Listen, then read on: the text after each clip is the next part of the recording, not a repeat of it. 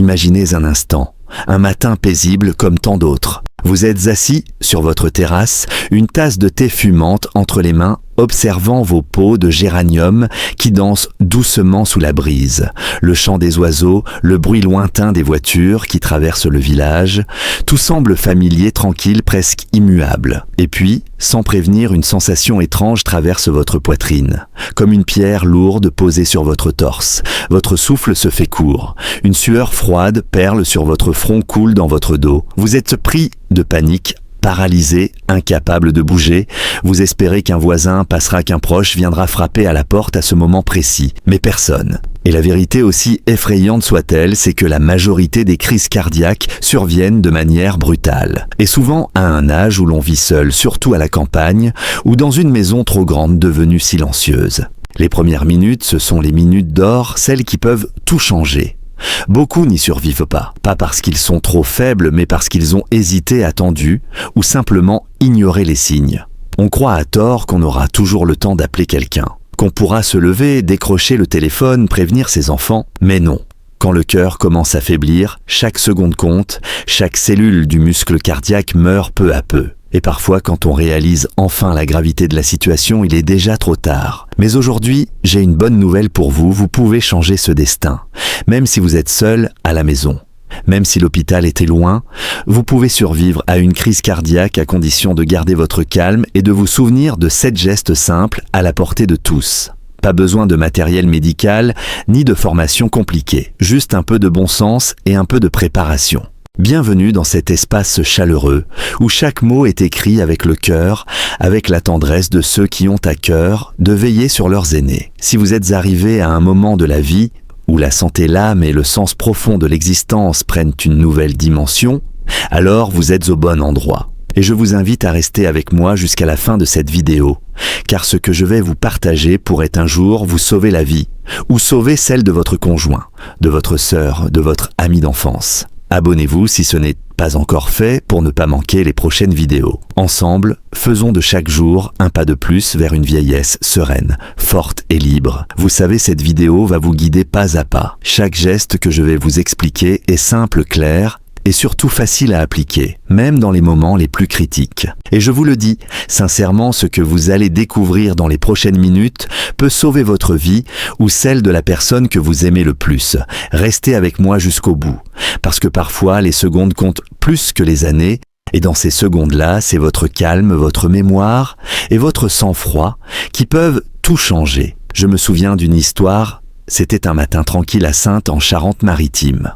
Monsieur André, 72 ans, était assis sous la tonnelle de sa maison en train de savourer sa tasse de café, comme il le faisait chaque jour depuis qu'il avait pris sa retraite de la SNCF. Le ciel était clair, son petit potager derrière la maison brillait de vert, et les tomates commençaient à mûrir. Rien d'alarmant, rien d'inhabituel. Et puis, tout à coup, une douleur sourde est apparue sous son sternum comme une crampe profonde difficile à nommer. Il s'est dit: c'est sans doute à force de me pencher pour désherber hier, ou peut-être j'ai porté ce sac de terreau un peu trop lourd. Il a posé sa main sur sa poitrine, a essayé de respirer plus profondément, pensant que cela passerait. Mais non. La gêne est restée puis s'est accentuée. Son souffle s'est raccourci. Il a commencé à transpirer sans qu'il ne fasse particulièrement chaud. Et ses mains sont devenues froides, tremblantes. Heureusement, il s'est souvenu d'un reportage vu à la télévision où un médecin expliquait les symptômes d'une crise cardiaque chez les seniors, douleurs thoraciques, essoufflement, fatigue extrême. Tout correspondait. Alors, il n'a pas attendu, il a saisi son téléphone et a immédiatement appelé le 15, le SAMU. Ce simple geste, ce réflexe l'a sauvé. Quand les secours sont arrivés, il était encore conscient et a pu être pris en charge à temps. Chers amis, notre corps nous parle toujours, surtout avant que le pire n'arrive. Ce sont ces petits signaux que l'on a tendance à ignorer, une gêne dans la poitrine, une fatigue soudaine, un souffle court, ou cette sueur froide qui nous prend sans raison. Ce ne sont pas des coïncidences, ce sont des cloches d'alarme.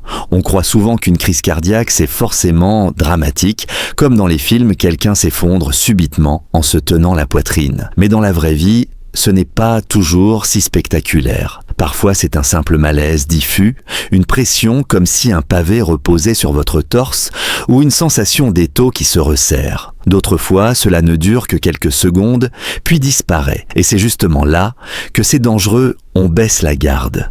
Mais non, chers amis, n'attendez pas que la douleur devienne insupportable. Dès que vous sentez quelque chose d'étrange, surtout si cela arrive au repos, comme une gêne respiratoire en étant assis tranquillement, ou si vos jambes vous lâchent sans raison, si votre sueur devient abondante, ou si la douleur irradie vers les épaules, le cou, la mâchoire ou le dos, agissez tout de suite, arrêtez tout, asseyez-vous. Appelez immédiatement le 15. Pas votre fille, pas votre voisin. Le 15 directement. Parce qu'à chaque minute perdue, ce sont des cellules de votre cœur qui meurent. Et chaque cellule perdue, c'est un pas de plus vers l'irréversible. Souvenez-vous bien, mes chers amis, en cas de doute, appelez immédiatement le 15 le SAMU. N'attendez pas, ne tentez pas de tenir bon. Et surtout, n'appelez pas vos enfants ou vos proches en premier. Parce que chaque minute où le cœur manque d'oxygène, ce sont des cellules cardiaques qui meurent. Et plus le cœur s'affaiblit, plus les chances de survie diminuent à toute vitesse. Monsieur Marcel, 78 ans à Toulouse, ne pourra jamais oublier cette nuit-là. Il s'était couché comme d'habitude après un dîner léger. Une soupe, un morceau de fromage, un fruit. Vers 2 heures du matin, il a ressenti une douleur sourde dans la poitrine, une fatigue étrange accompagnée de nausées. Il a pensé, c'est peut-être la digestion ? Il n'a pas voulu déranger qui que ce soit. Il a appelé son fils qui habite à 10 minutes en voiture, mais entre le moment où il a appelé et celui où son fils est arrivé, plus de 20 minutes s'étaient écoulées. À ce moment-là, Monsieur Marcel était presque inconscient. Il a dû être transféré en urgence sous oxygène. Il a survécu de justesse. Le médecin lui a dit clairement « Si vous aviez appelé le SAMU dès les premières minutes, on aurait pu intervenir plus tôt avec moins de risques. » Depuis ce jour, Monsieur Marcel répète à tous ses amis au club des retraités « Dès qu'il y a un symptôme inhabituel, appelez le 15. » Tout de suite. N'attendez pas, n'ayez pas peur de déranger, n'ayez pas honte de vous tromper, parce qu'un retard même de 5 minutes peut vous coûter la vie. C'est pourquoi, chers amis, je vous en prie, enregistrez le numéro 15 sur l'écran d'accueil de votre téléphone portable. Mettez-le en raccourci, car au moment critique, vous n'aurez peut-être pas la force de le chercher. Il faudra juste un geste, un seul. Rappelez-vous ceci, plus vous appelez tôt, plus vous augmentez vos chances de rester en vie. Car à l'instant où vous composez le 15, c'est toute une chaîne médicale qui se met en route, médecins, ambulances, matériel de réanimation. Des gens formés prêts à tout pour vous sauver. Ce que vous-même, en bonne santé, ne pourriez jamais faire seul. Chaque minute perdue dans une crise cardiaque, c'est un combat contre la mort. Et croyez-moi, dans ce combat-là, on n'a pas le luxe d'hésiter. Et vous savez quoi ? Il y a un autre geste tout simple, mais qui peut faire une énorme différence pendant ces premières minutes, croquer un comprimé d'aspirine de 305 mg. Oui, croquer. Et non pas avaler tout rond. C'est une recommandation médicale validée par les plus grands organismes de santé dans le monde. L'aspirine agit comme anticoagulant léger. Elle aide à ralentir ou bloquer la formation de caillots de sang, les fameux caillots qui bouchent les artères coronaires et empêchent l'oxygène d'atteindre le cœur. Sans intervention, ces caillots peuvent causer des dégâts irréversibles aux muscles cardiaques. Mais avec un comprimé d'aspirine croqué, dès les premiers instants, on peut gagner de précieuses minutes. Attention, il faut la croquer pour qu'elle agisse rapidement dans le sang. Le goût est amer, oui, mais supportable. Ce petit inconfort peut vous sauver. Et ne vous inquiétez pas trop pour l'estomac. Le plus important à cet instant, c'est le cœur, pas la digestion. Bien sûr, si vous êtes allergique à l'aspirine ou sous anticoagulant, ou si votre médecin vous a formellement déconseillé ce médicament, ne le prenez pas. Mais pour tous les autres, ce simple réflexe peut être un véritable gilet de sauvetage au milieu de la tempête. Le cœur, quand il n'est plus assez irrigué, commence à souffrir. Les cellules musculaires du myocarde meurent petit à petit. Et si l'on ne fait rien, si l'on attend trop, le cœur s'affaiblit, puis finit par lâcher, parfois sans prévenir. C'est pour cela que je vous le redis, croquez l'aspirine, ne l'avalez pas telle quelle. En la croquant, le médicament agit plus vite, il passe dans le sang rapidement et commence à faire effet en quelques minutes. Oui, c'est amer, ce n'est pas agréable, mais c'est un petit désagrément pour gagner du temps précieux. Et ne vous inquiétez pas pour l'estomac ou le fait d'être à jeun, face à un arrêt cardiaque, une gêne gastrique n'est qu'un détail. Évidemment, si vous êtes allergique à l'aspirine, ou si vous prenez déjà un traitement anticoagulant, ou si votre médecin vous a formellement interdit ce médicament, ne le faites pas. Mais sinon, c'est un geste simple sans danger et potentiellement vital. En parlant de cela, j'ai une pensée pour Monsieur Jacques, 68 ans, de Clermont-Ferrand. Ce matin-là, il rentrait d'une balade à vélo dans son quartier. Le vent était doux, il avait salué ses voisins au passage. Mais une fois rentré, alors qu'il posait sa bicyclette dans le garage, une pression désagréable dans la poitrine est apparue. Il a eu du mal à respirer, son front était en sueur, ses mains tremblaient. Mais il s'est souvenu d'un conseil entendu à la radio quelques jours plus tôt. Sans perdre de temps, il est allé dans la cuisine, a ouvert le tiroir, a pris un comprimé d'aspirine qu'il gardait, au cas où, l'a croqué lentement, puis s'est allongé tranquillement sur le canapé, en essayant de respirer calmement. Les secours sont arrivés rapidement, et le médecin a confirmé le fait d'avoir pris l'aspirine tout de suite à éviter que l'infarctus ne s'aggrave. Le muscle cardiaque a été partiellement préservé. Monsieur Jacques en parle aujourd'hui avec sérénité. Ce jour-là, je n'ai pas réfléchi longtemps. J'ai juste fait ce que je pouvais. Et ce petit comprimé franchement amer, c'était comme une bouée au milieu d'une mer agitée. Alors oui, mes chers amis, gardez une boîte d'aspirine à portée de main. Sur la table de nuit, dans votre sac à main, dans le tiroir de la cuisine ou même dans la boîte à gants de la voiture. Et surtout, pensez à vérifier la date de péremption de temps en temps, parce que ce tout petit geste à un moment critique peut faire la différence entre la vie et la mort. Ce n'est pas un détail, ce n'est pas un mythe, c'est un fait médical. Des millions de personnes dans le monde ont survécu grâce à ce réflexe simple, et vous aussi vous pouvez le faire, pour vous. Pour ceux que vous aimez, souvenez-vous, en cas de douleur thoracique suspecte, l'aspirine peut devenir votre meilleur allié.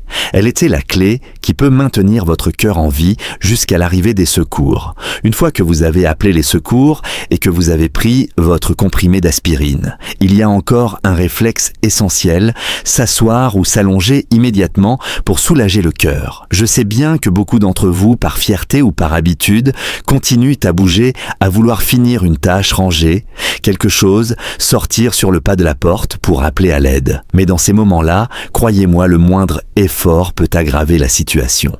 Dans ces moments-là, chaque petit effort supplémentaire peut être un poids de trop pour votre cœur. Se lever, chercher un objet, faire quelques pas de trop, cela suffit parfois à faire monter la tension, à fatiguer les artères et à précipiter une chute brutale. Ce que vous pouvez faire de mieux pour votre cœur, c'est tout arrêter immédiatement. Asseyez-vous calmement sur une chaise ou un fauteuil stable, le dos bien appuyé, les pieds posés à plat sur le sol, les bras relâchés sur les accoudoirs ou sur vos genoux. Si vous vous sentez étourdi ou avez du mal à respirer, vous pouvez aussi vous allonger sur le côté en surélevant légèrement votre tête avec un coussin. Cela facilitera la respiration. Mais surtout, évitez de vous allonger sur le dos si vous ressentez une pression dans la poitrine. Cela pourrait raccourcir davantage votre souffle. Les médecins le disent souvent à leurs patients, moins vous en faites plus, vous donnez de chance à votre cœur de continuer. Et c'est vrai. Restez immobile, respirez lentement, contrôlez votre souffle, c'est la meilleure façon d'alléger la charge de travail du cœur. Cela peut éviter les arythmies, les arrêts cardiaques ou un état de choc. Je pense à Monsieur Paul, un retraité vivant près de Limoges. Il m'a raconté un jour qu'en début d'année, alors qu'il regardait les informations, une douleur aiguë a traversé sa poitrine. Il a voulu se lever pour prendre un flacon d'huile essentielle, pensant que cela passerait. Mais à peine debout, il a senti le sol vaciller sous ses pieds. Fort heureusement, il s'est souvenu de ce que son médecin lui avait dit lors d'un atelier santé à la mairie. En cas de douleur thoracique, asseyez-vous. Tout de suite, respirez doucement, ne faites rien d'autre. Il s'est donc laissé retomber sur son fauteuil, le dos bien calé, les mains détendues. Il a fermé les yeux, s'est concentré sur sa respiration en attendant les secours qu'il venait d'appeler. Et vous savez quoi ? L'urgentiste lui a dit que cette simple décision, ne pas s'agiter, ne pas résister, mais s'asseoir et respirer, avait sans doute sauvé son cœur d'un effondrement. Et ce n'est pas un cas isolé. Je me rappelle aussi de Madame Lucienne, 81 ans, qui habite à Angers. Elle était tranquillement assise dans son salon, une tasse de tisane à la main lorsqu'une douleur vive a surgi. Son premier réflexe fut de se lever pour chercher quelque chose. Mais à peine avait-elle fait un pas, qu'elle s'est sentie prise de vertige, à bout de souffle, les jambes flageolantes. Elle a eu la présence d'esprit de s'arrêter net.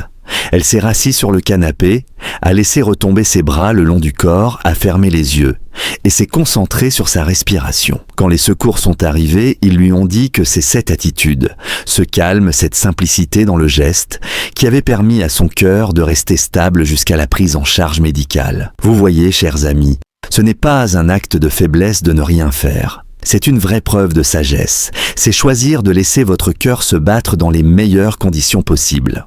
Dans ces instants critiques, le plus petit geste de repos peut devenir un geste de survie. Prenez cela comme un cadeau que vous faites à votre propre cœur. Un instant de silence pour lui permettre de continuer à battre.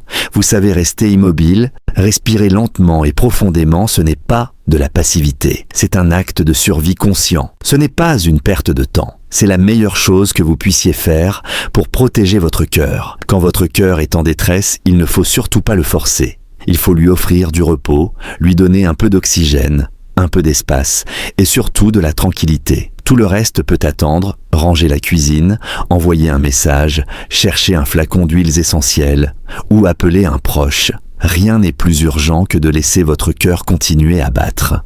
Mais il y a une chose toute simple et pourtant vitale que l'on oublie souvent, ouvrir la porte à l'équipe de secours. Oui, ouvrir la porte. Cela peut sembler anodin. Mais croyez-moi, dans une crise cardiaque, chaque minute compte. Et parfois, une porte fermée devient un mur infranchissable. Laissez-moi vous raconter l'histoire de Monsieur René, 76 ans, qui habite seul dans un appartement à Dijon. Une nuit, il a ressenti une douleur dans la poitrine intense mais sourde. Heureusement, il a eu le bon réflexe, il a appelé le 15. Mais dans la panique, il a oublié d'ouvrir la porte d'entrée. Quand les secours sont arrivés, ils ont dû frapper, appeler, attendre. Personne ne répondait. Finalement, ils ont été obligés de forcer l'entrée. Et quand ils ont trouvé Monsieur René, il était encore en vie, mais beaucoup plus affaibli. Le médecin a dit plus tard à sa famille, 3 minutes plus tôt, et on aurait pu stabiliser son cœur plus rapidement. 3 minutes, c'est parfois toute une vie. Alors, si vous êtes encore lucide après avoir appelé les secours, prenez le temps d'ouvrir votre porte, déverrouillez la serrure. Débloquez les verrous, laissez l'accès libre. Dans un immeuble, ouvrez l'interphone. Dans une maison, allumez la lumière de l'entrée. Faites tout ce que vous pouvez pour faciliter leur arrivée. Et si vous avez des serrures électroniques, des digicodes ou des caméras de sécurité à reconnaissance faciale, pensez à ce que cela implique dans l'urgence. Parfois, ce qui est censé nous protéger devient un obstacle de plus. Il existe aujourd'hui des solutions simples, des boîtes à clés sécurisées avec un code connu uniquement de vos proches ou des secours. Des serrures connectées que vos enfants peuvent déverrouiller à distance. Pensez-y. Autre chose importante, l'adresse de votre logement. Veillez à ce qu'elle soit clairement indiquée lisible depuis la rue. Ne bloquez pas l'accès avec des pots de fleurs ou des objets encombrants. Dans l'urgence, chaque détail peut faire gagner ou perdre de précieuses secondes. Et bien sûr, si vous n'avez plus la force de vous lever pour ouvrir la porte, ne prenez pas de risque. Restez assis. Respirez lentement. Préservez votre énergie. Mais si vous en êtes capable, ouvrez. Parce qu'ouvrir la porte dans ces moments-là, c'est ouvrir la voie à la vie. Et bien sûr, si vous êtes trop faible pour vous lever, ne prenez pas de risques inutiles. Restez assis, respirez lentement, gardez votre calme. Votre sécurité passe avant tout, mais si vous êtes encore conscient et avez assez de force, faites l'effort d'ouvrir la porte. Ce petit geste peut littéralement sauver votre vie. Souvenez-vous, chers amis, ne sous-estimez jamais la puissance de la préparation. Ce que l'on pense être un détail peut dans une situation critique devenir la clé de votre survie. Alors, préparez-vous dès maintenant. Pas dans la panique, mais tranquillement, sereinement. Pour qu'au moment venu, vous sachiez quoi faire, sans paniquer, sans hésiter. Et pour que ce soit votre calme et non la peur qui prenne le dessus. Et vous savez quoi ? Dans ces instants où tout vacille, un simple téléphone portable peut devenir votre meilleur allié. Oui, ce même téléphone que vos petits-enfants utilisent toute la journée pour envoyer des messages ou regarder des vidéos peut vous sauver la vie. Imaginez la douleur vous serre la poitrine. Votre souffle est court, vos mains tremblent et votre cœur bat la chamade. Ce que vous faites de votre téléphone à cet instant peut tout changer. Le premier réflexe, bien sûr, c'est d'appeler le 15. Mais une fois que vous avez composé le numéro, pensez immédiatement à activer le mode haut-parleur. Ce geste qui paraît tout simple vous libère les mains. Vous n'avez plus besoin de tenir le téléphone contre votre oreille, ni de tendre l'oreille pour entendre. Vous pouvez vous concentrer sur votre souffle. Parce que oui, même tenir un téléphone peut devenir trop épuisant quand on est en pleine crise cardiaque. Mettre le haut-parleur, poser le téléphone près de vous, respirer lentement, c'est un acte de survie en soi. Cela permet de réduire le stress sur votre cœur, de rester en contact avec les secours sans vous épuiser. Et il y a une autre fonction que peu de gens connaissent, mais qui peut faire toute la différence, la fiche médicale d'urgence sur votre téléphone. Sur la plupart des smartphones, qu'ils soient Android ou iPhone, vous pouvez configurer une fiche médicale avec des informations accessibles, même si le téléphone est verrouillé. Votre âge, votre groupe sanguin, vos allergies, les traitements que vous suivez, vos maladies chroniques et les personnes à contacter en cas d'urgence. Imaginez, vous perdez connaissance avant l'arrivée des secours. Vous ne pouvez plus parler. Mais le médecin urgentiste peut accéder à toutes ces données en quelques secondes sans mot de passe. Et il saura immédiatement comment vous traiter sans prendre de risques. C'est ce qui a sauvé Madame Hélène, 79 ans, à Nîmes. Lorsqu'elle a fait un malaise à la maison, elle a réussi à appeler les secours mais s'est évanouie avant qu'ils n'arrivent. Heureusement, son petit-fils avait configuré sa fiche médicale sur son téléphone. Les secouristes ont pu la consulter, ont vu qu'elle était diabétique, allergique à la pénicilline et prenait déjà un anticoagulant. Ils ont adapté le traitement immédiatement, sans perdre une minute à poser des questions ou à attendre un proche. Vous voyez, ce n'est pas de la technologie compliquée. Il suffit de quelques minutes avec l'aide d'un enfant, d'un voisin ou même d'un pharmacien pour remplir cette fiche médicale.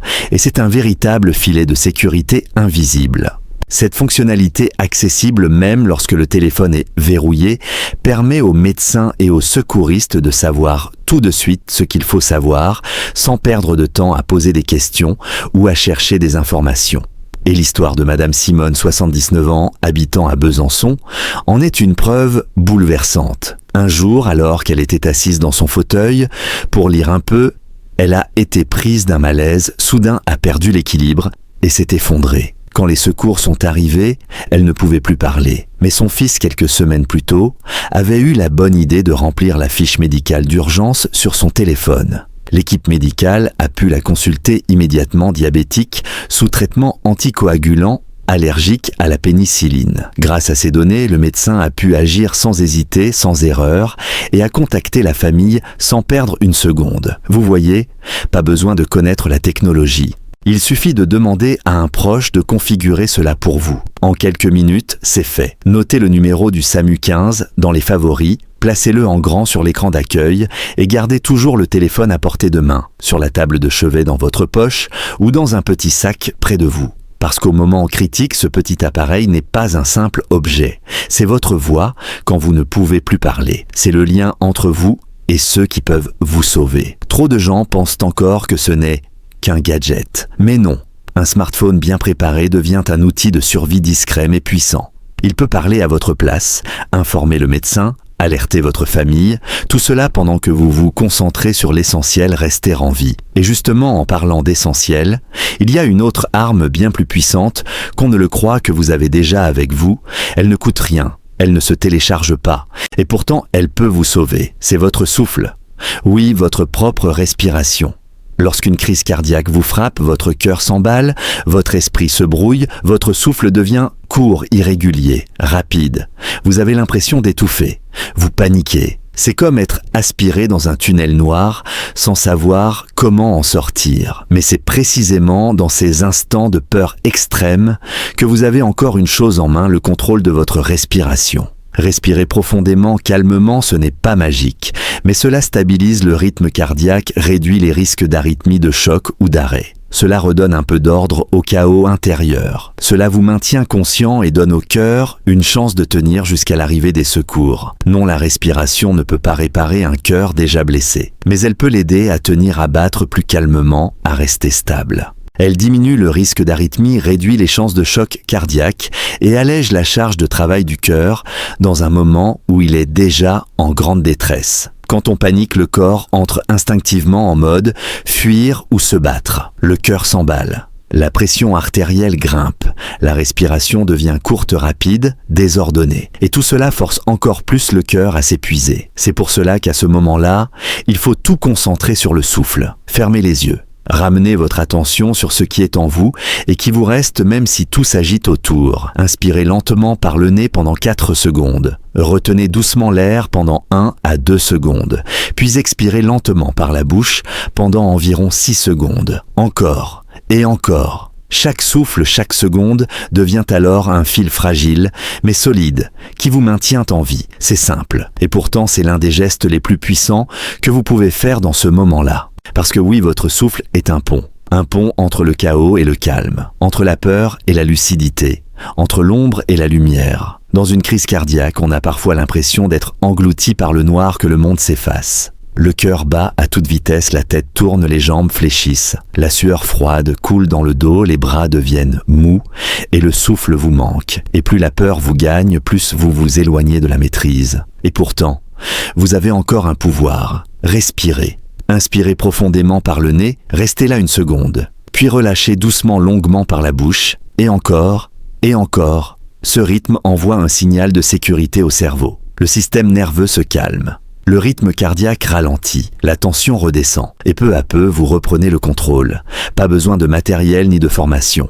Pas besoin d'être jeune ou sportif, seulement de respirer, en conscience. Gardez cette technique avec vous comme un réflexe simple. Vous pouvez vous entraîner dès maintenant en buvant votre tisane, en écoutant la pluie tomber, ou en vous promenant dans votre jardin. Parce qu'un jour, si le cœur flanche, vous saurez déjà quoi faire. Et ce sera peut-être ce souffle-là qui fera la différence. Chaque inspiration, chaque expiration lente, c'est comme caresser doucement son propre cœur, lui murmurer « Calme-toi, tout ira bien ». Je me souviens d'une histoire racontée par Monsieur Henri, 83 ans, dans un petit village près de Tours. Un après-midi, alors qu'il se reposait sous le vieux tilleul de son jardin, une douleur soudaine a irradié sa poitrine, son épaule, puis une sensation de vertige l'a envahi. Il a cru que c'était la fin. Mais au fond de lui, une voix est revenue, celle de son cardiologue lors d'une réunion à la maison de quartier. Si cela arrive, ne paniquez pas. Respirez doucement, c'est votre souffle qui vous retient à la vie. Monsieur Henri s'est assis, il a fermé les yeux. Et il a respiré profondément, lentement, en comptant les secondes. À l'arrivée des secours, il était encore conscient, stable et en vie. Le médecin a dit, c'est cette maîtrise du souffle qui a évité que votre cœur ne parte en vrille. Vous avez su rester sur la ligne de crête. Vous voyez, chers amis, la respiration est un ancrage dans la tempête. Et le plus beau, on peut s'y entraîner dès aujourd'hui, tranquillement, quand tout va bien. En buvant son thé, en se promenant dans le jardin, ou simplement en regardant la pluie tomber sur les vitres. Respirez lentement, profondément, consciemment. C'est un réflexe de vie et parfois c'est ce réflexe qui fait toute la différence. Alors souvenez-vous, dans ces secondes où tout bascule, vous n'êtes pas impuissant. Vous avez des outils. Votre souffle, votre calme, vos gestes, vos choix. Survivre à une crise cardiaque, ce n'est pas une question de chance, c'est une question de préparation, de connaissance, de présence d'esprit. Ce que vous venez d'apprendre ici, ces 7 gestes de survie, ne sont pas de simples conseils, ce sont des clés. Des clés qui ont déjà sauvé des millions de vies dans le monde. Des personnes âgées, des gens seuls, des cœurs fragiles mais lucides. Vous ne saurez jamais quand cela vous frappera. Mais vous pouvez choisir comment y réagir. Et c'est là que vous reprenez le pouvoir. Préparez-vous. Écoutez votre corps. Mettez le numéro du SAMU 15 en raccourci sur votre téléphone. Gardez un comprimé d'aspirine à portée de main. Apprenez à respirer lentement tous les jours. Activez votre fiche médicale d'urgence. Et imaginez le pire, non pas pour avoir peur, mais pour être prêt. Car dans l'instant où tout bascule, c'est vous, et vous seul, qui décidez du sort de votre vie. Ne gardez pas ces conseils pour vous. Partagez-les avec vos proches, vos voisins, vos amis du club de lecture, de la chorale, de la salle de bridge. Que chacun sache comment garder son cœur en vie, même quand il bat difficilement. Préparez aujourd'hui, pour ne pas regretter demain. Merci du fond du cœur d'avoir été là avec moi jusqu'à la fin. Votre écoute, votre attention, c'est ce qui me donne envie de continuer à créer ces vidéos pour vous et avec vous. Si ce que vous avez entendu vous a touché, si vous pensez que cela peut aider quelqu'un, abonnez-vous à la chaîne, cliquez sur la petite cloche pour être prévenu des prochaines vidéos. Et surtout, prenez soin de vous. Prenez soin de votre souffle. Prenez soin de votre cœur. Je vous souhaite santé, sérénité et lumière. À très bientôt.